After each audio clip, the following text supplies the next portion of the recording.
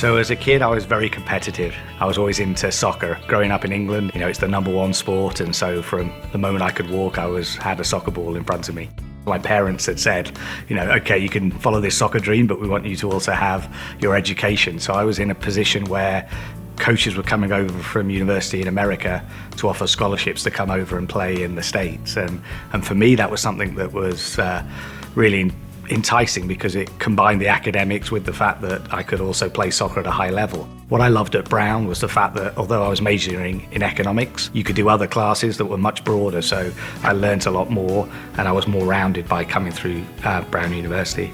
Trevor Adair, who was our coach, was a fantastic coach, really great team, so it's exciting to be playing and getting into the NCAA tournaments, and we're lucky to win the Ivy League a number of times while I was there. So yeah, I think my top achievement was to be first team All-American in my final year because Brown hadn't had a first team All-American for over 25 years. I still remember the graduation ceremony from Brown because at the time I graduated at Christmas and then I was playing professionally when the new league was starting up in America, so I got permission to be able to go after we'd played a match. It was just a feeling of pride that I got that degree from an Ivy League institute like Brown really was special. I actually went and did a law degree at Cambridge and became a barrister. It's very difficult and prestigious to get that position, but it's a very lonely existence because you're self-employed, being part of a team, you're working together, you're fighting for a goal.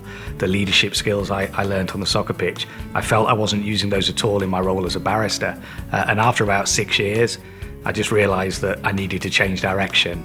I'm now the president of Atlanta United, so we're a fairly new team in Major League Soccer. So it was a really exciting challenge for me to come to America and start a club up absolutely from scratch. And we were fortunate enough to win the championship in our second season as well, so we were able to get success both on and off the pitch.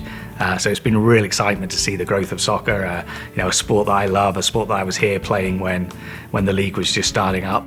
As we started up Atlanta United, it was really important that part of the club's identity was that we were going to be in the heart of the community because we couldn't expect the city of Atlanta to embrace us if we weren't out there trying to make a difference in the community. One of the projects I'm really proud of is we call it Station Soccer. So Soccer in the Streets are a partner of ours. And so what we're trying to do is break down the barriers of entry into the sport of soccer. So the idea we came up with that was a brainchild of Sanjay, a guy from Soccer in the Streets, and I having a lunch was, could we put a pitch at an underground station? We ended up getting permission to build the first ever soccer pitch inside our station in America. That was a real success, and now we're rolling that out. So we just opened our third pitch, so we've got 3 pitches already. It's going to grow to 14. We're really, really pleased with how it's going. So we're hoping it may be a model that we can roll out to other cities in North America as we look towards 2026.